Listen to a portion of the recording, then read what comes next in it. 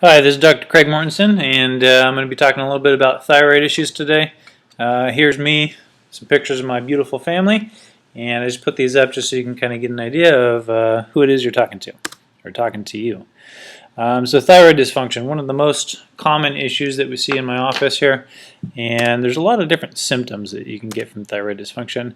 Here's just a few of them: fatigue, weight gain, anemia, cold intolerance, blah blah blah, goiter, hypoventilation, when you feel like you can't get a deep breath, sleep apnea, having trouble sleeping at night, CHF, congestive heart failure, anorexia, uh, decreased libido, which is a decreased sex drive, impotence in males, infertility in females. Kind of a rundown of the different thyroid symptoms. Okay, so here it is. Here's the quick overview of thyroid function. Got it? Okay, now we're going to kind of simplify it here. We're going to make it a little bit easier. It's a lot to know. You don't need to know that. Just want to kind of get the basics of it, and that's what we're going to go over. So some of the most common issues that can result in a thyroid dysfunctioning may not necessarily be from the thyroid itself. So there is thyroid dysfunction, adrenal gland dysfunction, autoimmunity, intestinal permeability, T3 transportation, which is the T3 actually getting into your cells to work, and the different medications and toxins can have an effect on it. So here is thyroid function breakdown. So the pituitary is a master gland of the body, secretes the hormones that control the other glands in the body. So pituitary will secrete TSH, which is thyroid stimulating hormone, which goes to the thyroid.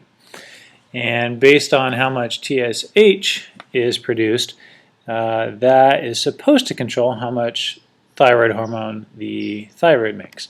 Now, a lot of doctors will only measure TSH levels, and the way that it works is if TSH levels are high, they assume that you're hypothyroid.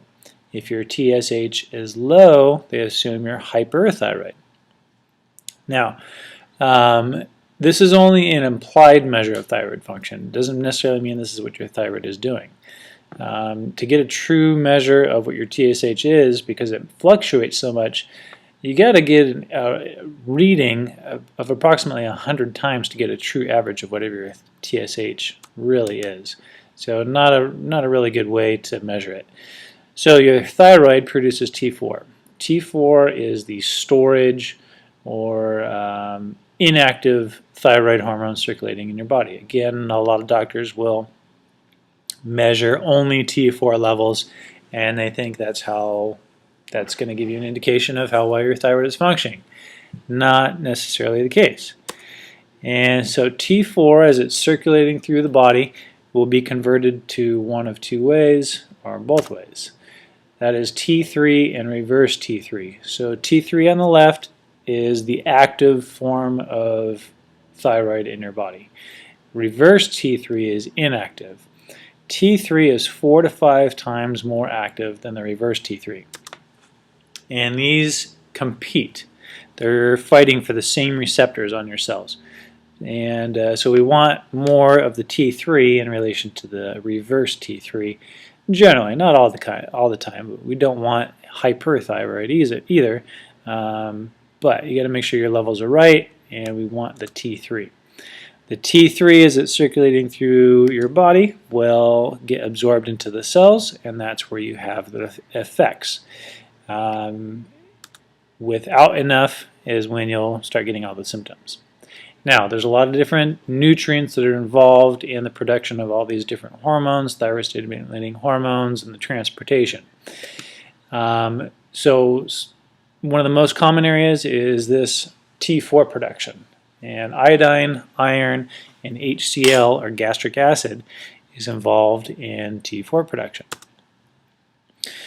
as well as zinc, copper, vitamin A, B2, B3, B6, and vitamin C is involved in the production of T4 from the thyroid. Now, from T4 to get to T3, we need selenium. And selenium helps the enzyme 5-deionidase convert T4 into T3, the active form, and then that can go into the cells. Now T3, to be able to get transported into the cells, you need thyroid binding globulin, which is assisted by vitamin D and vitamin A. Now vitamin D and vitamin A are fat-soluble vitamins, so you can get too much of them, so it's not something that you just want to take because you thought it'd be good. You can overdose on that and it can cause some effects. Thyroid stimulating hormone requires protein, magnesium, B12, and zinc. So any of these nutrients, if they're lacking, can affect how much thyroid hormone you're producing and how active it is. Now, an area that a lot of people don't think about as affecting the thyroid is your adrenal gland. Now, adrenal gland kind of affects it in two different ways, and that is through adrenal fatigue. Adrenal fatigue generally has about 4 stages. Depending on who you talk to, they say 3 to 4 stages. Some people say 7. And here are some of the symptoms of adrenal gland fatigue. A lot of these symptoms overlap with hypothyroidism because they affect similar or the same areas. Now, one of the end effects of adrenal fatigue is a low DHEA. Now, in the initial stages of adrenal fatigue, you generally have an increase of DHEA in stage 1 and stage 2, which can be a good thing. It means the body is adapting and responding to stresses. But as that stress or fatigue or toxin or whatever the case may be that's taxing the body continues, your DHEA will go down and your cortisol will go up. Now, low DHEA doesn't directly affect how the thyroid functions, but here are some other symptoms of low DHEA. Now, in regards to the thyroid, this is where the high cortisol comes into effect. And the two main ways that your cortisol, if it's too high or even in the upper range of normal, generally on your blood test, you kind of want it in that middle range. You don't want it too high, you don't want it too low, right in the middle is about good. So the way that affects it is it's going to decrease the conversion of the T4, the inactive T4, into the active T3. It's also going to increase the reverse T3. So you're getting less active T3, more inactive reverse T3. And remember, the T3 is 4 to 5 times more active than the reverse T3. So not something that we want. Okay, next area that can affect the thyroid is medications and toxicities. There's quite a few on here. I picked out some of the most common ones, and we're just going to run through these here real quick. Okay, percolates. This is in jet fuel, airbags, some other chemicals, and it's not something that we come into contact with every day, but it is something that's in the environment that we're exposed to, and it affects how the thyroid functions, generally leading to hypothyroidism. There are different medications and toxins that can lead to hyperthyroidism as well. PCBs, these were banned in the 1970s, but they're still kind of floating around. They get recycled in the environment, and we get exposed to them, and they tend to accumulate. Dioxins are involved in industrial activities and chemical processes and different plastics. Soy inhibits thyroid peroxidase enzyme, which is involved in T4 production and conversion from T4 to T3. And not that soy is bad, but eating too much soy can be a bad thing. Pesticides, herbicides, try to reduce the usage in your yard, or just don't use them at all. Use vinegar, works good, different things. But it accumulates in our body and causes hormone issues as well. Flame retardants are in a lot of, they're in beds, they're in furniture, some carpets, kids' jammies. As a tip, if you're looking at a new bed or it's time for a new bed, find a bed manufacturer and get a prescription from your doctor, or me, or natural doctor, whoever. Get a prescription for them to make a bed without any flame retardants or chemicals. unless you plan on smoking at night in bed while you're falling asleep, you don't need flame retardants in your bed. You're just breathing it up all night. And yeah, you're better off avoiding that. Plastics, BPAs, BPAs are not good, obviously, and can cause some thyroid issues. Now the stuff that they're using as replacement for that is for the BPAs may not necessarily be good either. The best alternative, stick with stainless steel. The stainless steel, sports bottles, just go with that. Keep it simple. PFOA, Teflon, the stuff on the non-stick pans. While it makes it easier to clean up after dinner and stuff, they're not good for your health or your thyroid. With Teflon, this is kind of the canary in the coal mine. If there's a small bird in the area of a kitchen and you are cooking on a Teflon pan and that pan gets too hot, it will actually kill a small bird. So while it may not kill us, obviously, if it's killing a bird, it's probably not too hot for us. Well, there's research out there that tells us that it is affecting the function of our thyroid and our endocrine system. So again, stick with the stainless steel stuff. Some other toxins that can affect thyroid function: halogens, fluoride and chloride. This is in toothpaste or water, swimming pools. That's in different food additives. Heavy metals, mercury, lead, aluminum. If you're drinking a lot of soda, they put a coating on the inside of the soda bottles that's supposed to prevent the aluminum from leaching into the soda or whatever you're drinking, but it's not always the case. Last one is antibacterial products. The antibacterial hand lotions and soaps. This is the triclosan in it is actually an endocrine disruptor, and it's going to wreak havoc on your thyroid. Okay, now this is one that a lot of people don't necessarily think about when they think about thyroid function, and it actually has a big effect, and is probably actually one of the most common causes of hypothyroidism or Hashimoto's disease in women. Women are 7 to 8 out of 10, let me say this again, out of 10 people, 7 to 8 of them are going to be women. And this is mostly due to autoimmune issues. Women are much more likely to get autoimmune diseases than men are. And this is one of the reasons. Now, 20% of all the T4 is converted into T3 in your gut, in your intestines. So if your intestines aren't functioning right off the bat, you're losing 20% of the active T3 in your system. And this is due to autoimmune conditions. The way that it works, so what's the deal? Okay, so here is a diagram of a normal intestinal system. Okay, on the bottom, the square little cells with the little spiky things represent the lining of your intestines, and that lining is only one cell thick. You only have one layer of cells separating the inside of your intestines, which is where all the food and all the waste is, and the rest of your body. So the top part of this, with all the little circles and the bigger circles, would represent the inside of your intestines, and below the square blocks with the spiky cells would represent the inside of your body.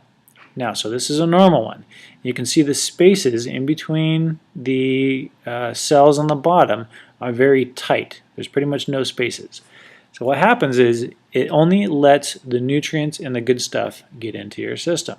Now, what happens with autoimmune diseases, leaky gut, IBS, Crohn's, just many of the intestinal permeability issues, is you get those junctions or those spaces in between the cells start to weaken and open and deteriorate. And now, in addition to getting nutrients in, you're getting antigens, toxins, stuff that the body's going to respond to negatively.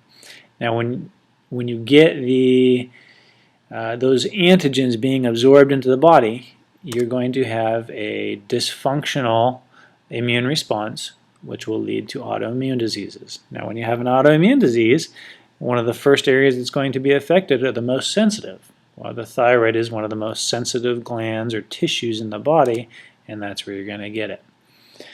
Okay, hyperthyroid, Graves' disease. This is one of the lesser common thyroid issues that we see. It does happen. And a lot of times, actually, what happens is somebody has a hypothyroid due to an autoimmune disease. They're maybe poorly treated or not treated correctly. A common thing is actually getting too much iodine. And now, because of the autoimmune disease, the iodine is triggering that thyroid to move from hypothyroid to hyperthyroid. Another common issue is infection, and this can cause thyroiditis, which is like an inflammation or infection of the thyroid, and basically upregulates the thyroid. Now you're producing too much thyroid, T3, and not so much our reverse T3, but too much the T3 gets into the blood. Toxins and medications, again, similar to how those toxins and medications can cause hypothyroid, there's other medications and toxins that can upregulate your thyroid and cause hyperthyroid. Iodine, I talked about that one. I have to be real careful about giving that to patients with autoimmune caused hypothyroidism, because it will switch it and it will change it to hyperthyroid, which sometimes can be a little bit more difficult. Autoimmune diseases. The autoimmune diseases kind of go with the iodine issue. Okay, so that is the rundown on the thyroid function, many of the causes of hypothyroidism, a little bit of the hyperthyroidism. But as you can see, there's a lot of different kind of pathways or things that will influence how hypothyroidism or thyroid dysfunction is addressed in our office. And it's not as simple as just, oh, your TSH is high, or your T3 is low, or your T4 is okay, or whatever the case may be. You need to look at the whole picture, the whole body. We are made up of a bunch of different systems working together. We're not a single system separated into many different systems. And this is why I enjoy and got into doing integrative functional medicine. It looks at the entire body. It's science-based. Show me the evidence. You know, I'm the type of person where I want to see the numbers, show me where it's at, show me where I need to be, and go from there. Everything is individual. Individual testing. Two people come in and they both have hypothyroidism. Based on their history, their symptoms, their progression of the disease or symptoms is going to lead us in a different direction. No two patients are going to have the exact same testing. They're not going to have the same results. Thus, they're not going to have the same plans or treatment. To say two people have low T4 and they just need more TSH it's ridiculous. Everybody's different, and they should be treated as such. And it's monitored. We don't just give you some meds or supplements or take this and go away. We're going to address the root cause of the issue. We're going to get down to it, and we're going to fix it. And we're going to go back and test it later, see where we're at, make sure we're doing good. And if we're not doing good, which happens sometimes, due to maybe we missed something, maybe there's something else that's going on in the system that we need to test, we're going to go back and look at it, and we're going to figure it out and go from there. It's not visit intensive. You go to a lot of doctors and they're seeing you once a week for months at a time, trying to figure things out. Over a period of anywhere from 3 months to a year, we might only see you 6 times or a dozen times.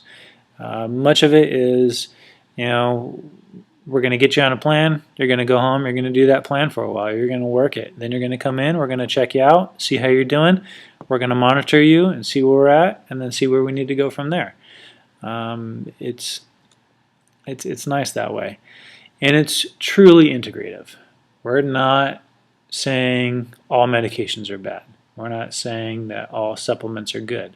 It is combining everything. We're taking science, we're taking the true research that's out there that is proven, and we're taking these proven tests that are either saliva, it's blood, it's urine, it's stool, it's serum, breath test, all these different tests, and it's not many tests. It's, we pick and choose which ones we're going to do. And we're taking those tests and we're integrating everything, Eastern medicine, Western medicine. We might send you for acupuncture. Whatever you need as a patient, that's what we're looking at. It's truly integrative. And here's my information. If you have any questions, comments, if you'd like to come in and make an appointment, give me a call. Be happy to talk to you.